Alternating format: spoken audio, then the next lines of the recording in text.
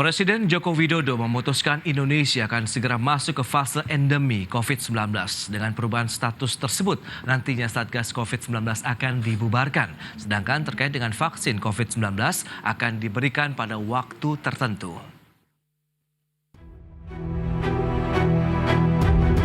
Presiden Joko Widodo memutuskan Indonesia akan segera masuk ke fase endemi COVID-19. Keputusan ini akan diumumkannya dalam 1 hingga 2 minggu ke depan. Pemerintah memastikan pengumuman status endemi ini akan dilakukan pada bulan ini. Pasalnya kasus COVID-19 di Indonesia sudah mulai melandai. Presiden mengungkapkan jumlah kasus yang tercatat dalam beberapa hari terakhir ini hanya 217, sedangkan kasus aktif ada 10.000 hingga sekitar 200.000. Sementara pemberian vaksinasi di Indonesia juga sudah mencapai 452 juta dosis. Ini dimatangkan lah seminggu 2 minggu ini segera diumumkan karena memang semuanya sudah. Pak, kriterianya gimana Pak? Sudah disebut sebagai endemi atau? Kriterianya bagaimana dari rapat kemarin? Ini nanti yang akan didetailkan jumlah kasus, misalnya kayak 2 hari yang lalu hanya 117, kemudian kasus aktif 10.200-an. Vaksinasi kita juga sudah di atas 452 juta dosis dan lain-lainnya. Sehingga kita kemarin rapat dan sudah kita putuskan untuk masuk ke endemi. Tetapi kapan diumumkan, ini baru dimatangkan dalam seminggu 2 minggu ini. Dengan perubahan status tersebut, nantinya Satgas COVID-19 akan dibubarkan. Sedangkan terkait vaksin COVID-19 akan diberikan pada waktu tertentu. Selain itu, pemberian vaksinasi COVID-19 akan dialihkan ke dalam pelayanan normal, serta pemberiannya akan dimasukkan ke dalam BPJS Kesehatan. Di Jakarta, Tim Liputan ID Action.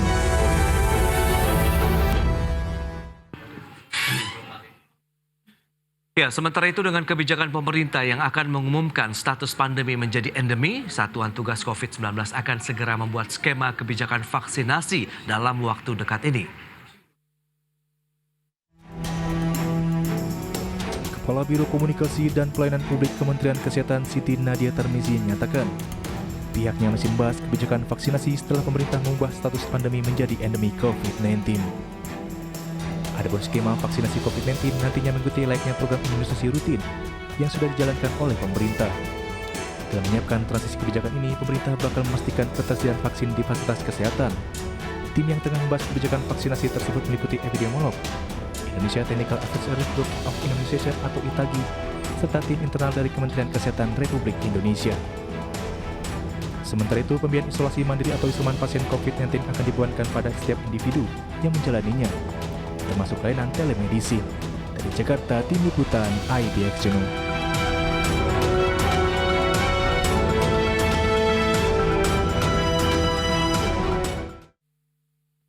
Baik pemirsa, untuk membahas tema kita hari ini, Indonesia memasuki era endemi COVID-19, sudah tersambung melalui Zoom bersama dengan Bapak Diki Budiman, epidemiolog dari Griffith University Australia. Selamat pagi, Pak Diki. Selamat siang waktu Australia, Mas Pras. Baik, salam sehat Pak Diki. Alhamdulillah sehat, alhamdulillah. Baik, ini Indonesia begitu akan segera memasuki era endemi COVID-19 begitu. Sebenarnya bagaimana sih kondisi dari COVID-19 sendiri di luar negeri atau dalam artian secara global, Pak Diki? Ya, saat ini memang kita dunia sudah melewati fase akut dan bahkan kalau dikatakan saat ini sudah akhir pandemi itu bisa saja dikatakan ya, karena definisi dari pandemi itu kan di semua benua terjadi perburukan atau situasi dari perburukan COVID-19. Nah saat ini faktanya sudah tidak terjadi. Nah artinya memang di sebagian besar negara saat ini sudah masuk ke fase endemi.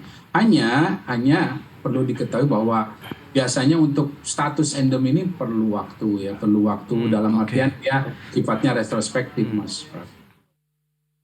Baik, tapi kalau kita lihat dengan upaya pemerintah, khususnya Presiden Joko Widodo yang akan segera merilis bahwa Indonesia masuk ke dalam masa endemi COVID-19. Tanggapan Profesor Diki seperti apa? Apakah memang sudah menjadi momen yang tepat juga nih? Ya, memang kalau dikatakan kita masuk, ya sebagian wilayah kita ada yang masuk gitu. Tapi untuk diketahui bicara status atau definisi endemik ini tidak serta-merta berlaku untuk secara nasional ya. Karena masing-masing daerah ini kan dipengaruhi oleh berbagai faktor, antara lain sebenarnya cakupan vaksinasi, termasuk juga varian atau subvarian yang bersirkulasi di daerah itu. Ini yang harus dipertegas sebenarnya. Jangan sampai kesannya itu seperti happy ending gitu. Jadi seperti cerita, kemarin pandemi kita payah-payah, sekarang endemi kita bisa bersenang-senang. Tidak seperti itu. Endemi itu sesuatu yang buruk. Makanya kadang saya ini sarkasme tapi ya, suka mengatakan kalau bicara pandemi adalah ya harimau. Jadi kalau endemi itu jadi dari mulut harimau masuk mulut buaya. Karena bayangkan HIV itu endemi, monkeypox endemi, TB ya itu bukan penyakit yang ringan dan itu bertahun-tahun dunia berjibaku. Dan ketika status endemi bukan berarti respon itu akhirnya bisa betul-betul hilang, bahkan bisa jadi harus lebih terkoordinir.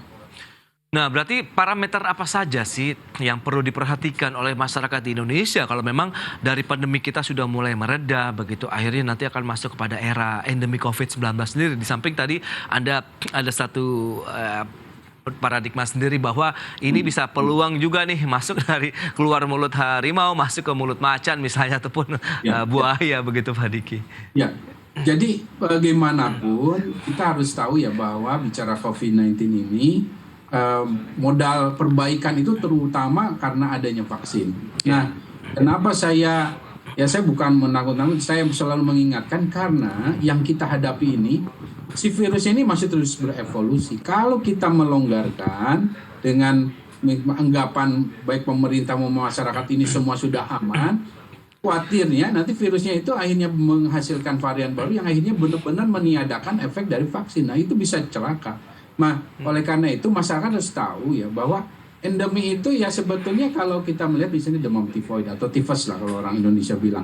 Ya itu endemi itu. Jadi tidak menimbulkan orang nggak takut, nggak masuk rumah sakit juga tetap nggak banyak juga. Ada yang bisa sembuh sendiri bahkan di rumah.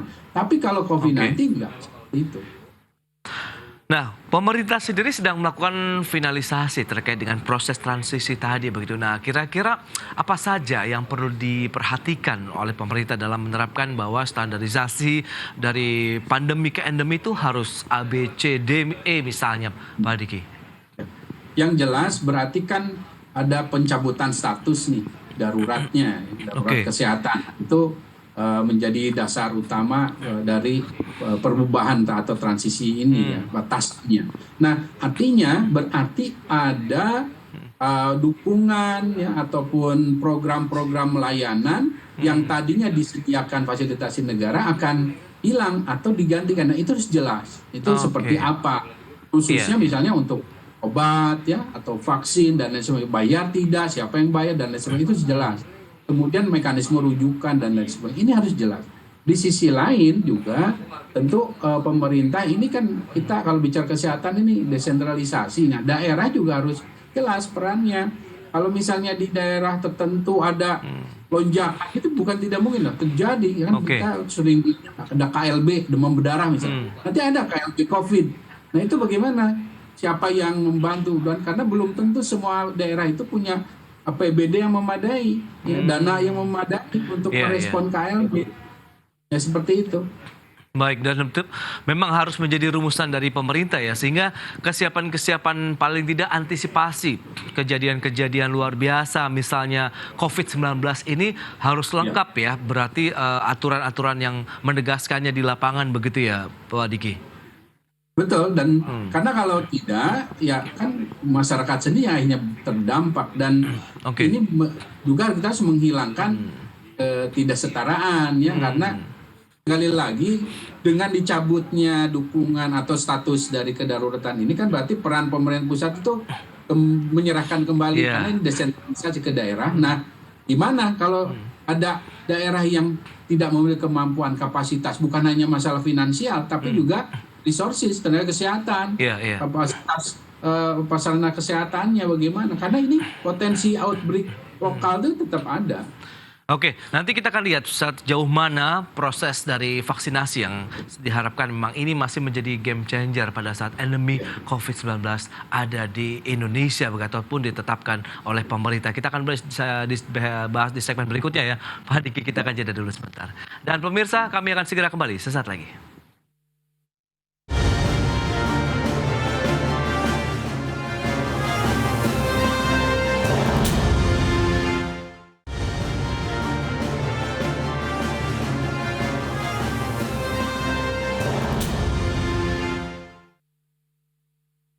Ya, Anda masih menyaksikan Market Review dan kita akan lanjutkan kembali perbincangan bersama dengan Profesor Diki Budiman, epidemiolog dari Griffith University, Australia.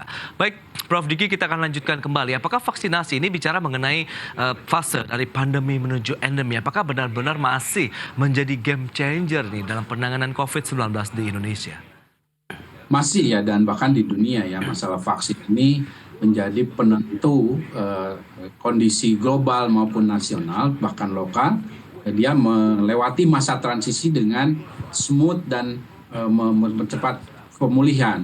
Tapi permasalahannya bicara vaksin ini adalah keberadaan varian, khususnya subvarian seperti keluarga XBB ya di bawah Omicron ini. Bahkan sekarang ada subvarian FU ya yang terkesan mendominasi di level global dan beberapa negara, ini semakin mengurangi efektivitas dari vaksin dalam memberikan proteksi ya.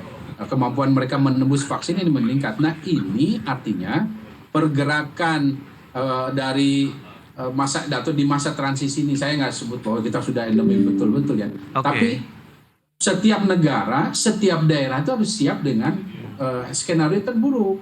Ketika misalnya vaksin ini ternyata benar-benar akhirnya menurun, ya, tidak sampai 0 sih, tapi benar-benar menurun itu artinya orang yang paling rawan di kita ini akan terdampak seperti dulu, parah atau bahkan meninggal. Nah, ini yang artinya skenario terburuk itu harus disiapkan. Kalau kita nggak siap, ya kan banyak korban. Oke, nah aturan-aturan yang berlaku selama pandemi COVID-19 lalu begitu, apakah nanti perlu dicabut, dipertahankan, atau disesuaikan, Prof. Diki? Ya, tepatnya memang disesuaikan, disebut dengan adaptasi ya, atau perubahan perilaku yang tentunya ini memerlukan strategi komunikasi risiko yang memadai supaya perilaku yang ya sebetulnya kita sudah punya istilahnya perilaku hidup bersih sehat ya, dan di sini ada cuci tangan, memakai masker. Nah, itu yang tadi saya sebut sebagai menyiapkan skenario terburuk. Kalau misalnya pemerintah ini tidak membangun itu, misalnya masker ini tidak terbangun sebagai satu kewaspadaan atau kesadaran bahwa kalau saya berisiko di kondisi tertentu memakai masker, ya artinya ketika ada skenario terburuk ya semua terdampak buruk gitu. Tapi kalau itu terbangun, skenario terburuk itu bisa diminimalisir. Nah, ini yang artinya sebetulnya pelajaran penting dari pandemi ini adalah kita harus beranjak dari yang tadinya kurang sehat perilakunya menjadi lebih sehat. Nah, tingkat kedisiplinan sendiri masyarakat Indonesia menurut pengamatan dari Prof. Diki seperti apa? Karena kita tahu juga sudah ada beberapa masyarakat, kalau pengamatan saya pribadi gitu ya, memang masih menggunakan masker di tempat umum pada saat mereka bepergian, bahkan di kantor pun masih ada nih, Prof. Diki. Ya, secara umum ya, terutama karena mungkin terakhir saya pulang ke Indo sekitar 5 bulan lalu ya.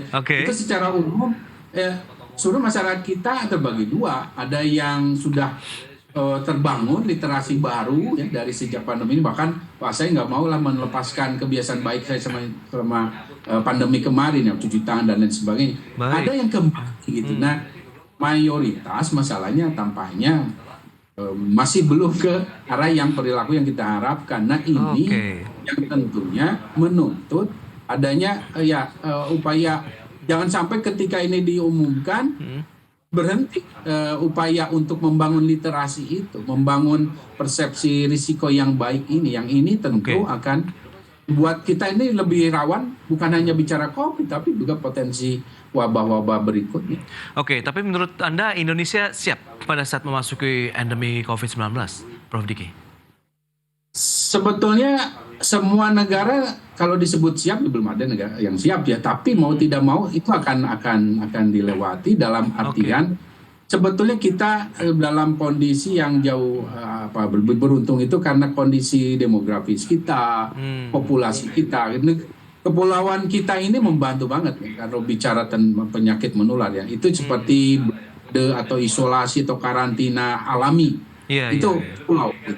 Kemudian populasi kita yang besar ini mayoritas usianya muda. Itu juga membantu. Kenapa kita nggak berparah-parah seperti ini? Karena kita ini negara yang didominasi usia muda. Tapi repotnya saya ingin sampaikan, jangan mentang-mentang muda, saya berpuluh kali-kali terinfeksi COVID itu amat. Ada long COVID. Jangan sampai usia muda, bonus demografi yang 2030 kita nikmati ini, 20%-nya sakit-sakitan. Oke. Nah itu dia, berarti memang kita harus tetap menjaga ya pola hidup sehat begitu dalam kondisi pandemi maupun nanti pada saat Indonesia benar-benar memasuki endemi COVID-19. Baik, Prof. Diki Budiman, terima kasih banyak atas waktu dan sharing yang sudah Anda sampaikan kepada pemirsa pada hari ini. Selamat melanjutkan aktivitas Anda kembali dan salam sehat, Prof. Diki. Assalamualaikum. Waalaikumsalam warahmatullahi wabarakatuh. Dan pemirsa, 1 jam sudah saya menemani Anda dalam program Market Review. Saya Prasetyo Wibowo beserta kerabat kerja yang bertugas undur diri. Terima kasih dan sampai jumpa.